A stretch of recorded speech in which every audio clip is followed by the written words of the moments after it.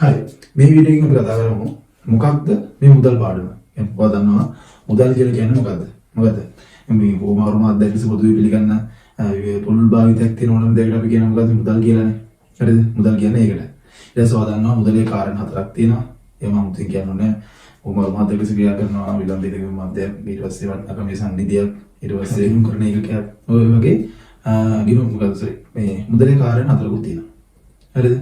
ඊට පස්සේ ඔය ගණනදී මුදල් වර්ග ටික ඊට පස්සේ විවහාර මුදල් බැංකු මුදල් ඊට පස්සේ මුදල් ආදේශක ආසන්න මුදල් ඔය වගේ දෙක ද්‍රව්‍යශීලතාවය කියලා දැක්ක ගණනදී ඊට පස්සේ මුදලේ අගය අභ්‍යන්තර අගය බාහිර අගය ඒ වගේ ගොඩක් දේවල් මේ මුදල් පාඩමේ මුලදී ඔය ඉගෙන ගන්නද හරිද ඒත් මේ දේවල් වලට වඩා මේ හැම පාරම වගේ පාරම කිව්වට කියන්නේ වැඩිපුර මෙහෙලා තියෙන ප්‍රශ්නයක් විදියට මේ මම දකිනවා ඔය මුදල් ඉල්ලුම සහ සැපයුමෙන් යන ප්‍රශ්න හරිද මුදල් සැපයුම නම් ගානක් දෙයක් හදන්න ඕන වෙන්න පුළුවන් ඒ වගේම මේ මුදල් ඉල්ලුමෙන් ගොඩාක් වෙලාවට මේ ඕන ප්‍රශ්න අහන්න පුළුවන් මේ වීඩියෝ එකෙන් කතා කරමු මොකක්ද මුදල් ඉල්ලුම කියලා කියන්නේ ඒකේ සම්පූර්ණ විස්තරය අද කතා කරමු හරි මුදල් ඉල්ලුම මුදල් ඕනේ ඉල්ලුම කියන්නේ මොකද්ද අදක්වන කැමැත්තනේ හරිද එහෙනම් ආර්ථික විද්‍යාවේ මුදල් ඉල්ලුම කියලා කියන්නේ හරිද කිසියම් නිශ්චිත අවස්ථාවක සාමාන්‍ය ආර්ථික විද්‍යාවේ අපි නිර්වචනය කළාදී අපි ඉස්සරහට දානවා නේ කිසියම් නිශ්චිත අවස්ථාවක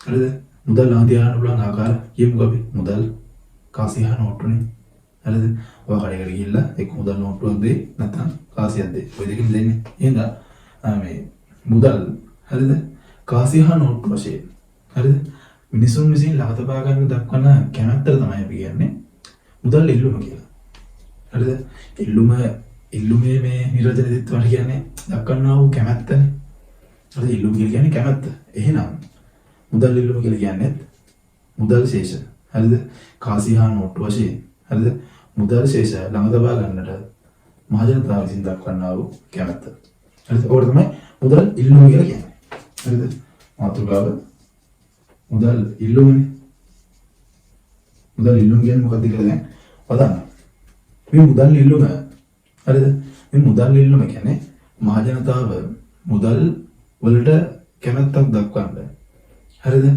ආකාරය නැත්නම් හේතු තුනක් තියෙනවා කියලා කිව්වා ආර්ථික විද්‍යාඥයෙකුණු ජෝන් මෙනාඩ් කේන්ස් කියන කෙනා හරිද ජෝන් මෙනාඩ් කේන්ස් කිව්වා මහජනතාව නැත්නම් මිනිස්සු මුදල් වලට ඉල්ලුම් කරන හේතු තුනක් තියෙනවා කියලා හරිද පළවෙනි චේතනාව නැත්නම් පළවෙනි හේතුව ගනුදෙනු චේතනාව ගනුදෙනු චේතනාව මේ ඔක්කොම ඉස්සර ගන්නනේ දෙවන චේතනාව කිව්වා ආරක්ෂණ චේතනාව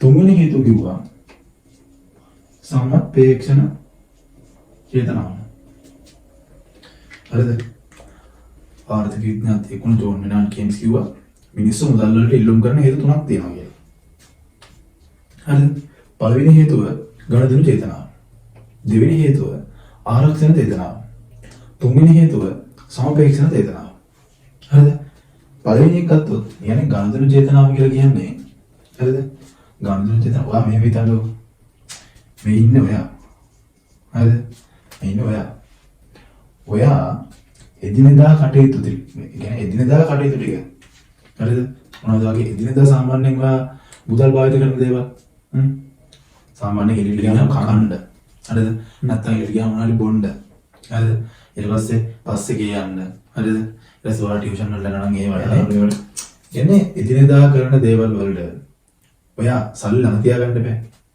නේ කියන්නේ මම කරන හැමදාම කරන වැඩ වලට මම මුදල් ශේෂ ටික ළඟ තියා ගන්නවානේ මේ සතියේට රුපියල් 3000 මට ඕන වෙයි හරිද ඒ හින්දා මම 3000 ළඟ තියාගන්න මම ඒකට ඉල්ලුම් කරනවා දැන් 3000 කරනවා මම ඉල්ලුම් කරනවා මොකද මේ සතියේ ඇද ගන්න රුපියල් 3000 කියලා ඕනේ හරිද අන්න ඒකට කරන චේතනාව තමයි ගනුදෙනු චේතනාව කියලා කියන්නේ එදිනදා සිද්ධ වෙන ගනුදෙනු ටික කරන්න හරිද ඔයා මුදල් වලට කැමැත්තක් දක්වනවා නම් හරිද ඒකට කිව්වා ගනුදෙනු චේතනාවෙන් ඔයා මුදල් වලට කරන ඉල්ලුම කියලා හරිද ඒවා මුදල් වලට ඉල්ලුම් කරන්න එක හේතුවක් එදිනදා ගනුදෙනු ටික කරගන්න දෙවෙනි චේතනාව ආරක්ෂණ චේතනාව අය ගනුදෙනු ටික කරගත්තා හරි ආරක්ෂණ චේතනාව ආරක්ෂා වෙන්න වගේද ඔයා හිතන්න මම දන්නේ මට කොයි වෙලේ ලෙඩක් දුකක් හැදෙයිද කියලා මම දන්නේ නැහැ. ඔයා දන්නෙත් නැහැ. හරිද? හැබැයි ඔයා දැන් මුදල් හම්බ කරන කෙනෙක් නා. හරිද? ඔයා රැකියා නියුක්ති ගෙන්න. ඔයා සාමාන්‍යයෙන් මුදල් ටිකක් ළඟ තියාගන්නවා. අසනීපයක් හැදුණොත් අපිට විතරක් නෙමෙයි.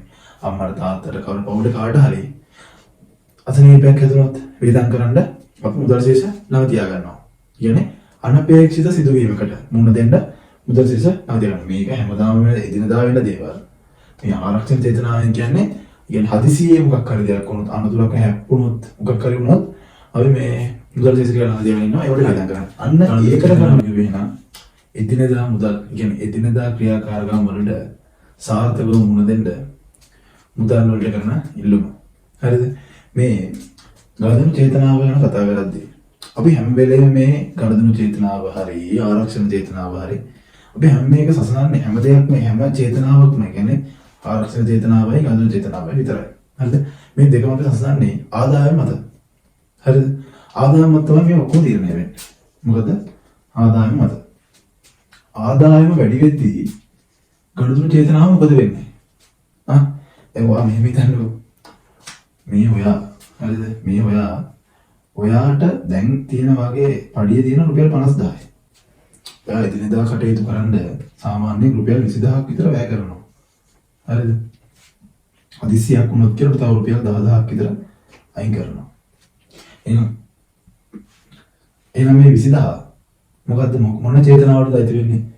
එදිනෙදා වැඩ කරන්න නම් ගනුදෙනු චේතනාවට. හරිද?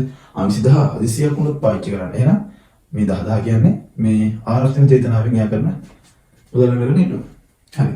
දැන් ඔයා හිතන්න ඔයාගේ ප්‍රොමෝෂන් එකක් හම්බෙලා ඔයාගේ පඩිය වැඩි වෙනවා තව රුපියල් මේ ලක්ෂයට යනවා. තව 50000කින් ඔයාට පඩිය වැඩි වෙනවා. ඒක ඔයාගේ ආදායම වැඩි වෙනවා. ඔයාගේ ආදායම වැඩි වෙනවා කියන්නේ ඔයා අනිවාර්යයෙන්ම එදිනෙදා කටයුතු කරන්න මේ වැය කරන මුදල වැඩි කරනවද නැද්ද? හරිද? අද ඔයාලම තිබ්බ රුපියල් 20000යි. හරිද? ඔයා ඒකෙන් බඩු ටිකක් ගන්නවා කියලා හිතන්නකෝ. තමයිලා 20000 ඉවරනකම බඩු ගත්තා කියමුකෝ. හරිද? ඒතරණ කියපෙ දුන්නේ. ආර්ථික චේතනාවට වර නැහැ. හරිද? අද වරම රුපියල් 60000ක් විතර තියෙනවා. ඔයා වේදම් කරන ප්‍රමාණය වැඩි කරනවානේ. සල්ලි කාපාසින් ඉන්නම් ඒ 60000 දුන්නා 60000 වේදම් කරනවා. එහෙමනේ. සල්ලි වැඩි වෙන්න නැත්නම් ආදායම වැඩි වෙන්න ඔයා ගනුදෙනු කරන ප්‍රමාණය වැඩි. ඒක හැටි. හරිද? එහෙනම් ආදායම වැඩි වෙනවා නම් කියන්නේ ආදායම වැඩි වෙද්දී ගනුදෙනු චේතනාව මොකද වෙන්නේ? ගනුදෙනු චේතනාව මොකද වෙන්නේ? වැඩි වෙනවා. හරි. ආදායම වැඩි වෙද්දී ගනුදෙනු චේතනාව වැඩි වෙනවා නම් මේකට ප්‍රස්තාරයක් හදමුකෝ. ප්‍රස්තාරයක් හදමු. අයිතන මේ දින්නේ ප්‍රස්තාරය. හරිද? මම මේක අඳින්නේ කොහොමද? හරිද? මෙතන නම් අපි Q1 කියලා.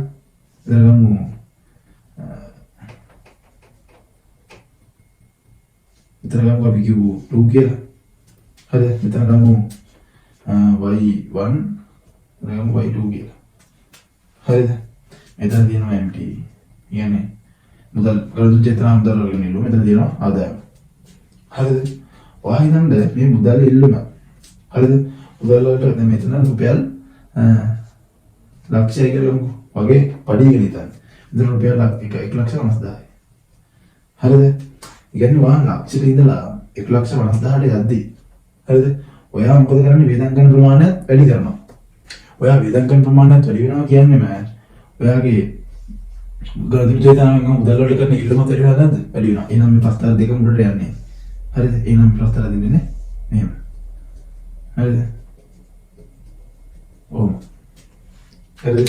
මේක ශිතයක් ලිව්වොත් අපි හරිද? ශිතයක් ලිව්වොත් එහෙනම් ලියන්නේ MT සමානයි ශ්‍රිත අපි මේ ගැලපෙන්නේ මොකක්ද එක්කද මේ කියන ආදායමත් එක්ක හින්දා මේක තමයි අපිට සිතියර ගන්න. හරිද? මුදල් ඉල්ලුම සමානයි ශ්‍රිත y. මුදල් ඉල්ලුම ආදායම වැඩි වෙනවා කියන්නේ මුදල් වලට කරන ඉල්ලුමත් වැඩි වෙනවා. ආදායම අඩු වෙනවා කියන්නේ මුදල් වලට කරන ඉල්ලුමත් අඩු වෙනවා. රුපියල් 20000කට දීපු වගේ ආදායම රුපියල් 10000කට අඩු වෙනවා. ඉතින් දේවල් වලට වඩා වේදම් කරන දේ සල්ලි අඩු වෙන හින්දා ඔයා ගනුදෙනු චේතනාව මුදල් වලට කරන ඉල්ලුම අඩු කරනවා. හරි. ඔක ඔච්චරයි තියෙන්නේ. වල ගලපලා මේ කතාව විතරයි මේ ප්‍රශ්නයකට ලියන්න තියෙන්නේ. හරි. ඊළඟ කතාවම ආරක්ෂණ චේතනාව.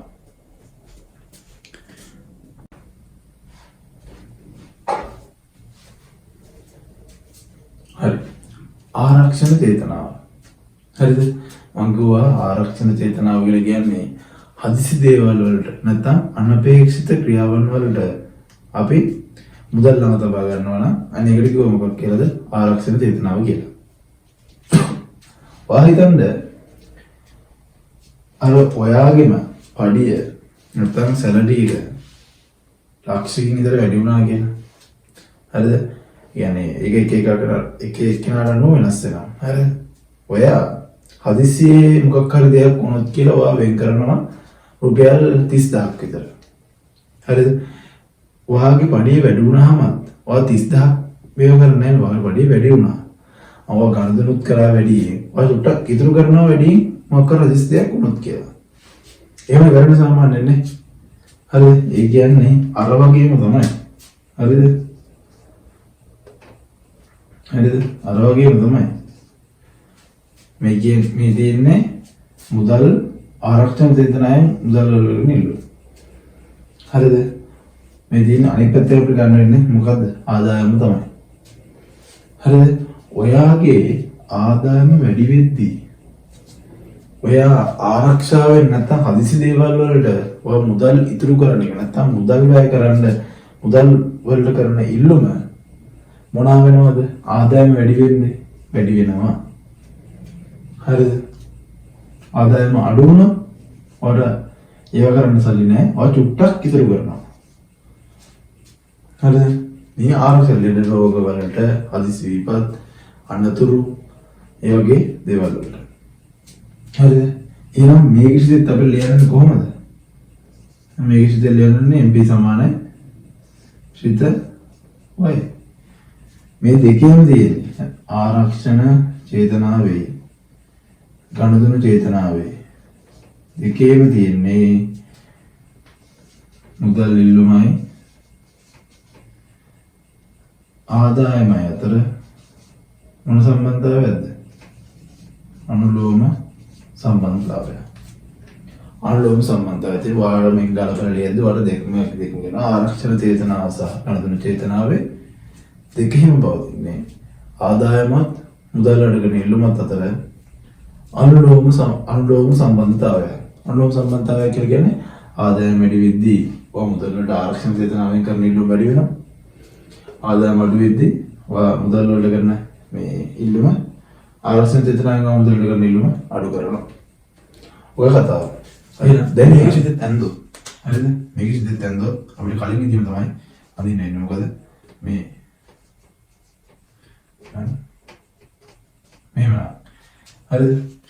වැඩි වෙන අනුලෝම සම්බන්ධතාවය වෙනකොට තමයි මෙහෙමනේ ප්‍රස්තාර එක කලින් එක වගේම තමයි දෙකම එකයි. හරි. ඊට පස්සේ හැමෝටම පැටලලා තියෙන සම්පේක්ෂණ චේතනාවට